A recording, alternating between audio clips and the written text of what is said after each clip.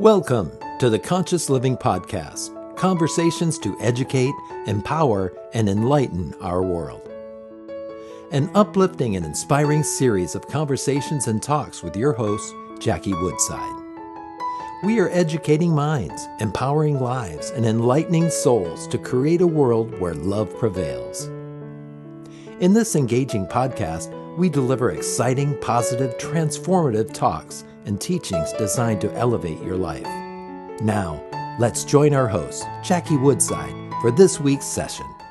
Hello, everybody. I'm so glad that you're here for this week's session of the Conscious Living Podcast, where we are here to educate, empower, and enlighten our world.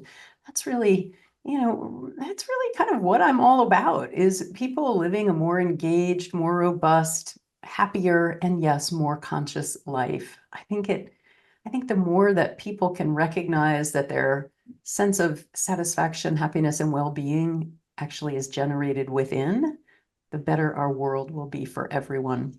So I like to bring each week interesting topics in the area of conscious living, how we can all live life more consciously. And I had the opportunity to meet Perry Knoppert of the Octopus Movement through a mutual friend of ours recently, and was immediately taken with his creativity, what he's come up with, and the community that he is founding. So let me tell you a little bit about Perry. He calls himself Dr. Octopus. How cool is that? I want a title like that. He's the founder of the Octopus Movement. I'll tell you more about that. He's here to flip the world on its head, one nonlinear thought at a time. Let that sink in for a bit. So his community is a global coalition of quote unquote nonlinear thinkers. And it's all about embracing the weird, the unexpected, and the wildly creative to solve the world's most complex problems. I love that. Perry is definitely somebody who is not just an out-of-the-box thinker. There is no box. So I love that. So his Octopus movement, it's not just a community. It's really a global nonlinear brain pulsating with diverse ideas and unconventional brilliance. So I am really looking forward, Dr. Octopus, to hearing more about this, if you don't mind. Let's just dive right in. Well, first of all, welcome, Perry. Thank you for being Thank here you, Jackie. with Good to us. be here. Thank you. Yeah, thank you. Perry is from the Netherlands. I didn't say that. Hence So, my accent, right? yeah, hence the accent, right? Exactly.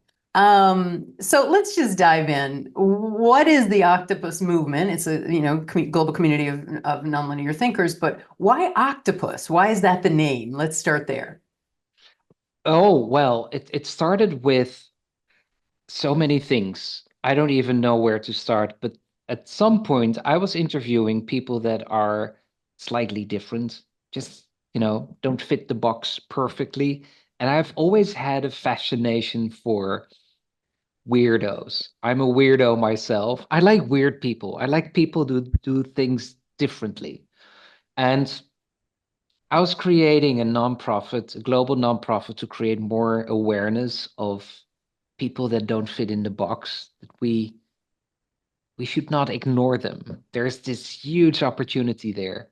And I was thinking about all the names. You have neurodiversity, but you have also multipotentiality, holy math. There are all these labels and all these things, and it's all not what I'm talking about.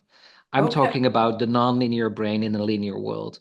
But how do we define that? And I was thinking what we have in common is that we're all curious misfits.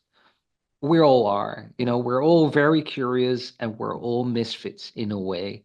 And I was in a clubhouse. It was back, COVID. Everybody was on Clubhouse, so I was talking to a bunch of weirdos on Clubhouse. I said, I'm looking for a symbol of a curious misfit. And Christine in London said, oh, I always send an octopus emoji if I had a fun conversation with someone on the phone. It's like, oh, she did that with me as well. And I remember that I had a fun conversation with her, and bloop, I got an octopus on my phone. I was like, I went to my kids. I said, guys, what does it mean? I got an octopus from someone, because, oh dear, maybe I'm too old for this kind of stuff, but it didn't mean Right, right. anything. And then Haley in South Africa said, have you seen my octopus teacher, which is One of the most beautiful documentaries in the It's a world. Got beautiful an Oscar as documentary. well. And that's why it's called the Octopus Movement, I because love that. the filmmaker went back home to South Africa. He was in a burnout. He was not doing well, and he in nature, swim in the ocean every day, and got into a friendship with an octopus. So for me, that whole movie ticked so many boxes. The filmmaker that I found very interesting, he's very nonlinear as well. And he was in a burnout because of the linear world. And then you had this beautiful animal that is so awesome. Has, you know, 9 brains, 3 hearts, 8 arms, a DNA that's completely different from all the other animals in the world. It can change color and shape. Escapes every box you can imagine. Yeah. So the octopus also doesn't want to be in the box. I was thinking, this is it. This is the octopus movement, Wow. creating awareness of awesome people that are not being seen and heard because they don't fit the mold. They're just slightly different. And I think we miss on an opportunity if we don't look at them. I love it. I was actually curious if it had any correlation or inspiration from the movie because I saw that documentary and loved it. So Um, beautiful, right? it is so beautiful. Did you have the chance to speak to the gentleman who made it? I have a few connections that are very close with him. Okay. I have never spoken with him. One day I will, I'm but sure you would. Yeah. after the Oscar as well, he went back into his house in South Africa, like, leave me alone. He Oh, yeah. wasn't into all the attention at all. He's such a humble, beautiful artist Mhm. that doesn't care about all the Yeah. fuss that's going around. So one day we will sit down in South Yeah. Africa and have a Beautiful. nice glass of South African wine, hopefully. Beautiful. So, all right. So we covered the octopus movement, what it is, how you came upon that. But the other piece that immediately leaps to mind is non-linear thinking. I mean, most Mm. people now have heard the term neurodiverse or, was it twice blessed? What is it? There's something about having the different capacities with intellect. So, what do you mean by nonlinear thinkers? I think I can only explain what linear thinking is. Um, for me, linear thinking is the conditioning that we have learned how to think. And we've learned this at school, we've learned this at home, we've learned this everywhere, also in our society, in humanity. And nonlinear thinking is in between that. I always talk about the space between thoughts. It's the empty space between thoughts, which is the nonlinear thinking. Mm, So sometimes I use the following, that linear thinking is black and white. It's very binary. It's 1 or 0, left or right, black or white. And nonlinear thinking is color. Um, I'm just fascinated by the idea that there's another space that we cannot think about because thinking is almost immediately linear, mhm, although you're in an emptiness where new thoughts are created, and that's for me nonlinear thinking. mhm. And I always talk about the nonlinear thinkers as very special, but everybody is a nonlinear thinker because there is no 2-year-old that is a linear thinker. Oh, right. So our brain is nonlinear and we get conditioned. Yeah. And I'm not against that at all. I think it's wonderful to achieve your goals and to create structure. And boy, you should see my desk. There's a lot of structure here, Yeah. and all the databases and everything that I use. But it's not in balance. I think there's so much linear thinking going on that creates systems that create less possibilities to go somewhere that is good for us. Whereas nonlinear thinking is the product of creativity, of connections with others. And for me, it's important to create some kind of balance between linear and nonlinear thinking. So it's not only about nonlinear thinking, that's the solution to everything. I Mhm. think it's interesting to talk now, especially now with AI, to talk about artificial intelligence, human intelligence, linear thinking, nonlinear thinking. Yeah. Yeah. Um, I think it's important, and there are studies out there. I always show this study of the Institute of Economic Affairs that they researched why people are so linear, and the thing is that if you're a bit afraid to go into your own mental state, then the way out is linear thinking.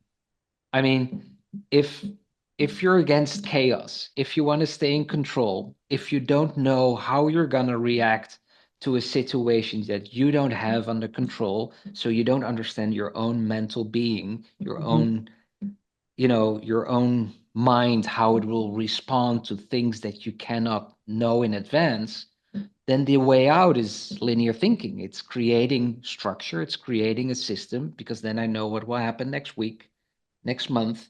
And if we all stay in that system, we're fine, because then everything is under control. And for me, that's linear thinking. And the opposite is nonlinear thinking. Nonlinear thinking is the space between thoughts and chaos. But if I start with that, then you're lost probably. Like, Right, right, what? right. No, it's very, very helpful. And you feel that nonlinear thinking and nonlinear thinkers are crucial for the future of humanity. What's the correlation that you see between, if you will, evolve? What I hear about, how I'm interpreting what you're saying is that our thinking needs to evolve, the evolution of human thought almost. And Yes. the other thought I had while listening to you was almost the shift from Newtonian to quantum mechanics.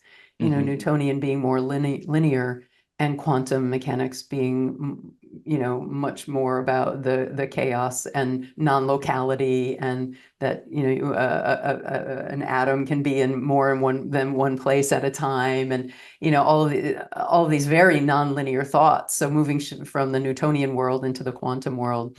But why do you believe it's so important for the future of humanity that we understand and embrace nonlinear thinking? Well, so many reasons. I have to explain how it all got triggered for me. 4 years ago, I decided to um, detach myself from everything and become homeless. That's one sentence, but it's a big sentence. A lot of things happened, and I decided that I want to be out of here. I want to discover something new. I've always had a curiosity, curious misfit, always had the curiosity about homeless people. What's going on? What's So you made a what's conscious choice to be homeless? It wasn't just yes, no. circumstances, fell on hard times. Altogether, that's the opportunity. Um, a lot of things happened, and I was like, this is okay, this is it. I'm not gonna fight it anymore, Mhm. and I'm going to give away everything, and that's it then. Sounds very easy. It was not. I have 3 kids. My Right. ex-wife wanted to kill me almost. Like, what the hell are you doing? My parents were looking at me like, uh-uh, this is wrong.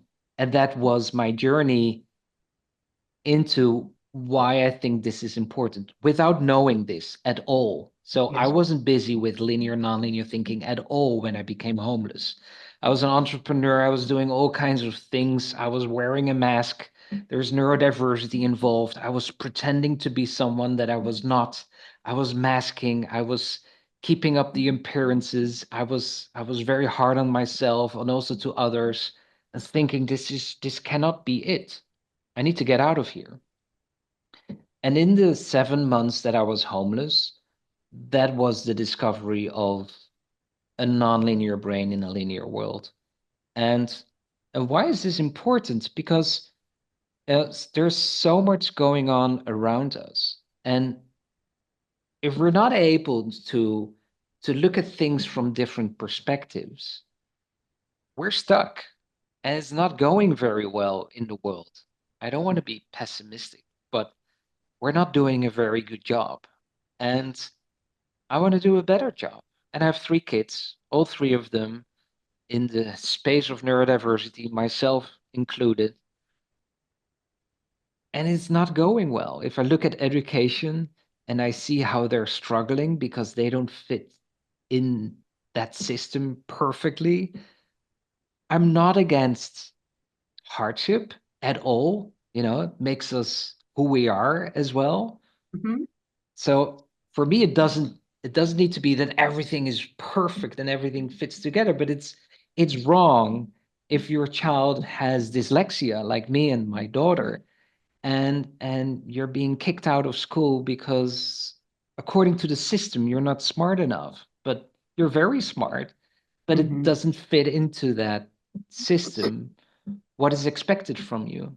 So I think it's time to to look at things differently, and that's possible if we give a little bit of space to the nonlinear thinkers, and that's all of us. So it's not a specific group. We're all nonlinear thinkers. It's more or less stepping out of that rigid, I always say tight underwear system, like being in control, and more systems and more in control, and circle back and look at what are we doing here? Yeah. Isn't this time for something else? Shouldn't we change a few things? This is wrong. This is not good. This is not okay. If you look at the homeless people in the world, of course it's a topic very close to me. I've been there. I've been in between them. I've been there. It's wrong. Those are humans, What did you right? learn from that experience that propelled you into this octopus movement or That's yeah. What the most important thing that I've learned was there is no difference. I need to explain this. But this was weird. Although it was very difficult, and the most difficult part was not being able to see my kids. And I'm very close with my kids. Normally, I have them every other week, 1 week with my ex, 1 week with oh me, wow. and we were super close. And all of a sudden, gone. That was so difficult. But what I've learned was that there is no difference. Here, talking about conscious, your awareness, your thinking stays the same. It's irrelevant if you're homeless or not. That Mm, makes it even more painful when I look at homeless people. There is no difference between not having anything and having everything. The only thing that changes is the people around you, how they treat you. I've lived that life and people treated me like shit, horrible, because I mm, was homeless. And people don't want to be close to you. People don't want to talk to you. People don't want to be, associated with you because you're a loser. This is the lowest you can go. right, right. But here, it doesn't change. Your Mm, thinking, your feeling doesn't change. And that was my biggest lesson. And that's why I was able to create a global movement, a global nonprofit, just with my laptop and nothing else, because this is what I've learned. It's in here, and the opinion of others becomes irrelevant. mm, And during my homelessness, this is what became very clear to me. mm, So success is also irrelevant. If mm. you're very successful and you have everything, it's the same as being homeless. Yeah, It's the only thing that changes is your outside world, the but outside not world. inside you. Right, right. You're Not at still all. Yeah, you're still the same consciousness. absolutely. So when Yeah. I see someone being homeless, that's the first thing I always think about. Like inside of that person, it's the same. And that's horrible. And I know, and I was standing in line early morning at the government, and I was thinking, yeah, I can understand why people are on alcohol and drugs. I understand why they want to escape this world. It's this is horrible. I knew I was going to get out of there. I knew this was, you know, just a place where I would be temporarily. But Mhm. I've met so many people that I was thinking they will never escape this world. They will never get out of here.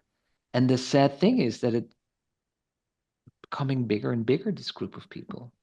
Homeless It's, people, you mean? yeah, it's horrible. How did you decide that you were ready to be done being homeless and move yourself back into a housed experience of life? Well, we moved back to the Netherlands. We were in Belgium and moved back to the Netherlands. The government in the Netherlands didn't want to help me at all. So I didn't get any allowance from the government, any help in finding a house. And at the end, a very good friend of mine called me, I don't know what, talking about consciousness. He's such an amazing human. He called me and he said, Perry, you need my help. I said, no, I'm fine. He said, no, you're not fine. He was in China. He couldn't see what I was doing. Okay. He is also not linked to social media. I was not posting anything about my homelessness on social media. That's not done. You don't do that. And so I was struggling a little bit what to do with that. So he had no idea. And he called me and he said, you need my help. And he lended me some money so I could be in a house and be with my kids again because I didn't have a job, I didn't have the support, I didn't have anything, Yeah. nothing at all. And he saved my life so I could be with my kids again. And I was living in this illegal house. I wasn't allowed to live there, and everything was illegal and whatnot. Doesn't matter. My kids were there, and they were sitting on my couch with a big smile on their face, like, "We're home, Dad," and it That's was it. What do you mean beautiful. you were in an illegal house? I don't know what that means. I was living in a house where I wasn't supposed to be. So that was a house from the government for someone else, and I rent the house from someone else Okay. who was Okay. getting that house from the government. So it Yeah. was I And was that's a that's in no-no. that sense it was illegal that I lived there. Yeah. Okay. All right. So, let me just ask you from your own experience in life, how did your own personal experience kind of lead you to this path of creating a global community of nonlinear thinkers? I have no idea. Okay. I mean, Yeah. so you talked about school and being told you weren't smart and having dyslexia. Did that? Maybe it's so many. I think what happens in life is that so many different elements come together. It's incredible. If I look back, I'm 49 now. If I look back into my life, what happened, it almost feels like everything happened for a reason. Yeah. Yeah. And everything comes together in the end. And that's how it feels right now. I'm so happy in doing what I'm doing right now. It's so Right. beautiful to create a global movement with over 8,000 people now that are like-minded and not. The diversity is huge. There are no rules within the Octopus movement, so everybody can join, and it's incredible what happens there, and it's so much fun to be working with people that call themselves nonlinear thinkers and that are a bit different, yet we're all the same, and yet we're all one of one. You cannot really label it in the Yeah. end, Yeah. right? What It's does happen there? What happens in the community? What happens is that, well, the first thing is people were saying to me in the beginning, "Oh, you're creating such a cool community." And I was thinking, what's wrong with the word community? There's I I don't know. It felt wrong using that word. And I was thinking about it. Why don't I like the word community? And for me, it felt like that a community is something you go in and out. You're there because you're in a specific location and it brings you into a community. But the whole thing about the octopus movement was a nonlinear thinking, right? So a community in that definition is already a bit linear. Like you have to have maybe a badge or you have to be in this space or and that's not what it's about for me. And I was watching this movie, the documentary of Paul Stamets about fungi, and he was talking about the mycelium. Yeah, and I was so happy. I was jumping from the couch and running through the house. Like, this is it. It's the human mycelium, how we're all connected anyway. So we're not creating anything. We're not, this is the big thing with the Octopus Movement. We're not doing anything. We're not Mm. creating anything. And it's just these connections are happening. And it's organic.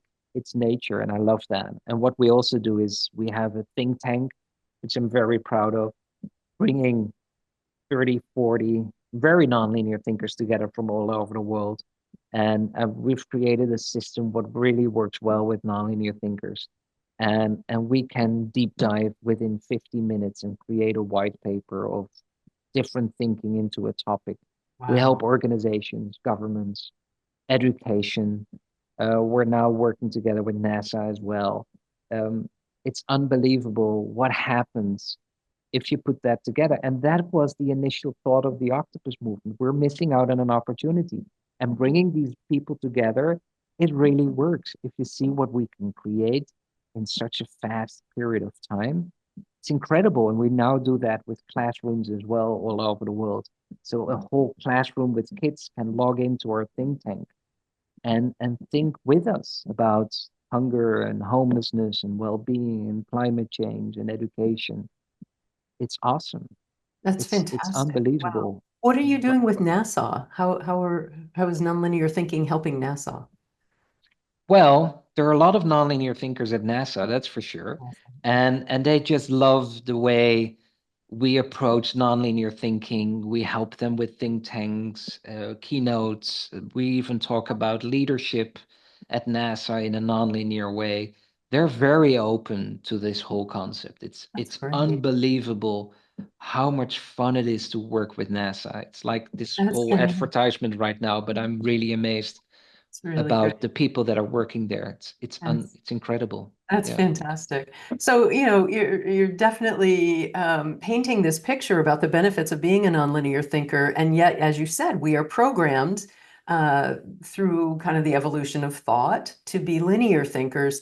Are there things that people can do to cultivate nonlinear thinking and strengthen their capacity for that? Yeah. I always, there are a few things. We're working now on a course that are the 8 steps to nonlinear thinking, and it's even going to be a TV program, TV show about this. Working on it, it's coming.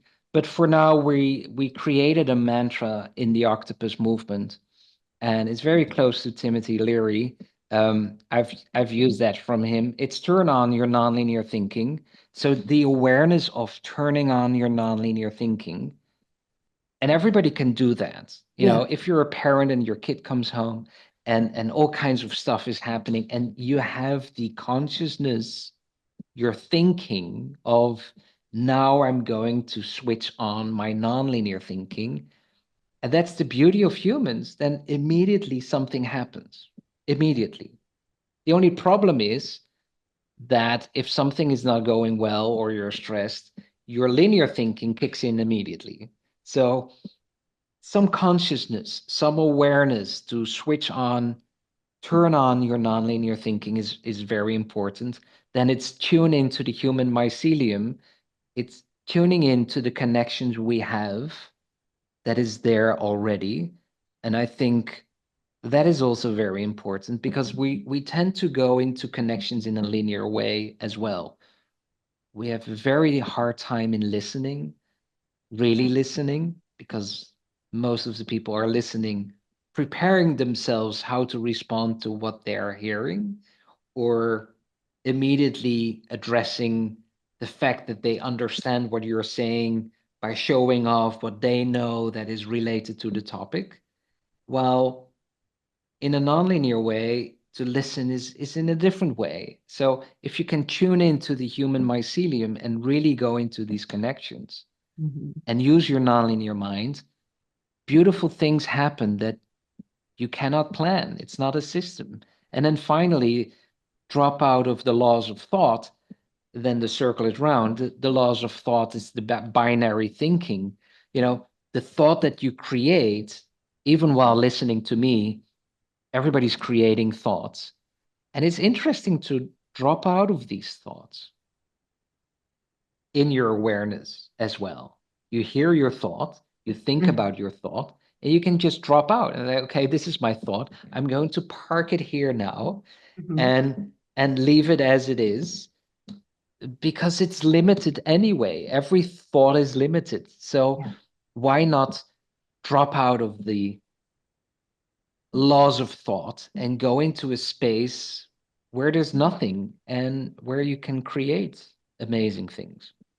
It's fantastic. I really, really love it. You've really put together such a, a unique approach to our, what I will again call the evolution of thought. Yeah. My focus is on the evolution of consciousness, Mhm. how humanity is evolving, and are we evolving consciously or unconsciously? And you're bringing such a beautiful piece to that about the evolution of not thinking, thinking ourselves into not thinking, noticing our thought. What you're talking about requires, first of all, a high degree of self-awareness that people can actually Yeah. observe their Mhm. thoughts. One of the things I teach as a consciousness teacher is don't believe everything you think. Your thoughts aren't true or untrue. They're just patterns of neurons firing based on your neural pathways. And yeah, so you're saying move into a space beyond beyond your thought and see what's there. Between the thoughts, go to the space between thoughts. And to go there, you have to quiet your mind, of Yeah, course. yeah, You have to know yourself. I totally agree with you. If you don't know yourself, yeah, good luck. Um, yeah. and then you have to quiet your brain. And especially in the space of neurodiversity, where there is ADHD, I have that. My brain goes nuts. I have God knows how many ideas every day, and it goes on and on and on. But then if you're able to quiet down the brain, and I found the switch that I can flip the switch in my brain immediately to shut it down, even during a conversation or just now within a sentence, and shut it down. So you can create the space between thoughts where it's very peaceful Mhm. and it's very beautiful, and there are solutions, and there are possibilities, and amazing things happen there. But it's not easy to go there. I Yeah, know. so say more about that. You found the switch that you can just shut off your brain and have it get quiet. I mean, Hmm. that's extraordinary. I mean, most people don't know how to do that, can't do that. I was curious if you espouse meditation as a way of quieting the mind, but then you said I just have this switch, and that I can quiet my mind. Can you explain that? And I get that's a linear question. I No, no, apologize. no. And I like linear questions as well. Uh, Do you want me to explain how I got there, or do you want me to explain how it works? yes. Yes. I gave you a nonlinear answer. Did you like that? Yes. You gave Yes. me an either or, and I So gave you a both and. So both, okay. both. How you It got started there? with, it's I love the question. It started with meditation. So what do you do in a linear world when you want to go and meditate?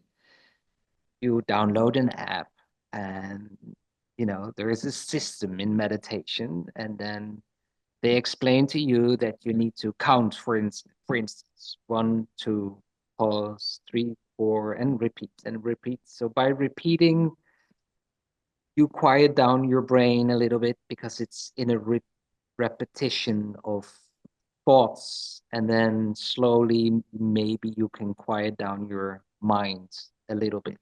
There are all kinds of systems. Or you have to do 20 minutes of meditation 3 times a day, always at the same time. So as for me, as soon as you're in a system of meditation, it's not meditation anymore, right? Because how can it be meditation if it's like, oh, my alarm is going, I need to meditate now? So you have the thought about meditation because your alarm is going. How can you be in a meditative state when you think you're going to meditate? That's how I saw it. Like, it's a bit weird. And I've seen people around me and then, no, I need to meditate first, and sit down for half an hour in the morning for an open window. I'm meditating, but I'm dropping out of the laws of thought. The whole concept of I am meditating is not meditating anymore for me. So I was thinking about how can I ask my mind to shut the F up time to Yeah. time. Yeah. And it took me forever. It took me for a very long time. And for myself, it worked by creating pressure points in my body where I could focus. And this is my point where I pressed. Standing under the shower, where normally this is the space for me where my brain really goes nuts. And I was pressing this point and I was creating my awareness to the pain that was here. I was pressing very hard. So And I meaning noticed, you were causing the pain. So just for our listeners that are just listening to this, he's pressing right on like the little bit below the sternum, right on the center of his chest, because some people won't be watching this on video. So sorry, yeah, meaning you were causing the pain because you were pushing hard enough. yeah. Okay. And then pain is already a word, it's not very comfortable. So what Okay. happens is, it for me, the thinking goes into this point where I press. The thoughts go there. Oh, that hurts, right? And by training that, I was able to press this point just with my thoughts. I could feel pressing my fingers to my chest just by thinking of it. Wow. And there I got the connection to quietness by practicing that over and over. And that's why it's so easy now for me to just flip the switch. Wait a minute. You lost me. So you were able to, so you pressure into the sternum area with 3 fingers, you press hard, it hurts. You notice that your thoughts are focused around this hurts. And then you practiced having that physical sensation without the external physical pressure. And you were able, through the power of your imagination, to create that physical sensation of pain. Yes. All right. So what you just talked about, boy, am I a linear thinker, but let me go here. What you just talked about was like instead of creating empty mind, you created an experience in mind. Mm-hmm. So, but we're talking about the opposite of that, of actually emptying the mind. Yes. But to empty the mind, you need to stop first what is happening in your mind. Yes, And agree. if you're saying to your mind, I want to stop everything that's happening now, the mind will never respond to that, in my opinion. So I need to create something else where it automatically stops what's happening. And I can focus on something that is not, it's an experience, but it's physical. And Mhm. and therefore I was able to get away from my thoughts. And it became another thought, but it wasn't a real thought because it was an imaginary thought. And that created emptiness between thoughts for me. Fascinating. There is a fun exercise for everyone who's listening. Can we do Okay. that? Yeah, Yeah. yeah, let's do that. Okay. You can trick your brain, your mind into emptiness. It's very short. It's a lot of fun. So you just sit and relax and do whatever you do and just what feels very comfortable, and switch off everything that's happening around you and just go inside of your brain, yourself, your thinking, and allow everything to flow and to go, and leave all your thoughts in your brain and embrace that. It's fine, it's chaos, whatever you're thinking. And concentrate and take a deep, good breath. You're fully aware of who you are and your thoughts are there. And then you ask yourself, what is my next thought? Mm. It's empty. Mhm. And as soon as you are aware of the fact that it's empty, your thought is it's empty. So it's a little space, but you create the sensation what it is to have quietness in the mind. Great. It's great. And if you can play with that, that's meditation for me. Mm-hmm. Mm-hmm. And you can do that anytime. That's not like you have to sit down on the cushion in front of the candle. No. Anytime. Yeah. In the middle of a podcast, you could do it. Anytime. Yeah, it's really great. Really great. And just last thing, Perry, what do you see? What's the benefit? Why bother cultivating your nonlinear capacities? Why bother joining a nonlinear thinking community? Like, why bother? What's the meaning of life, right? The point? Yeah. Why bother? I think life is an art. I love life. I think it's so beautiful. Mm-hmm. And I really appreciate everything that's going on. Mm-hmm. And I want to celebrate that. Yeah. And I don't want to be stuck in a linear world where I'm just a nothing and working my ass off for what? And right? And what am I doing? And this was my life. It's too beautiful. And it's beautiful not outside, but inside. It's beautiful. It's not about walking in the forest. It's drinking your cup of tea, if it's in the office or at home or while driving. Yeah. That's the art of living. And I think the art of living is very important. And I also strongly believe that if you go into this nonlinear space, it's good for your mental health. It's good for your health for your own system, but it's also very healthy for our human mycelium. It's very healthy for the connections we have. Does it mean we all agree? No, we disagree and we have opinions, but it's a whole new different sensation where it's not about grabbing and stabbing, and you know what I mean. I do. It's beautiful. Thank you. That was a really good answer. Perry, this is so great. So where can people find you and the Octopus Movement? On the octopusmovement.org website, you can join our movement. It's for free. You can join our founding members group. It's the inner family within the Octopus Movement. It's a very special family. You can sign up and then you can be a part of the think tank. We're doing a think tank next week for NASA, and we're talking about space rubbish, how to clean up space, and how we can make a difference there. We have a think tank every month. If you're a teacher and you're listening, oh, I want my classroom to join a think tank, but just go to the octopusmovement.org and you can find an email address or anything. Just reach out. Find me on LinkedIn, Perry Knoppert. Find me on social media. Just send me a message. And I'm also on pickmybrain.world. It's a wonderful platform where where you can pick someone's brain. It's just fantastic. And I'm there as well. So if you want to chat with me on Zoom for 20 minutes, just go there, book me for free, and we can talk about whatever you want to talk about. Beautiful. I love it.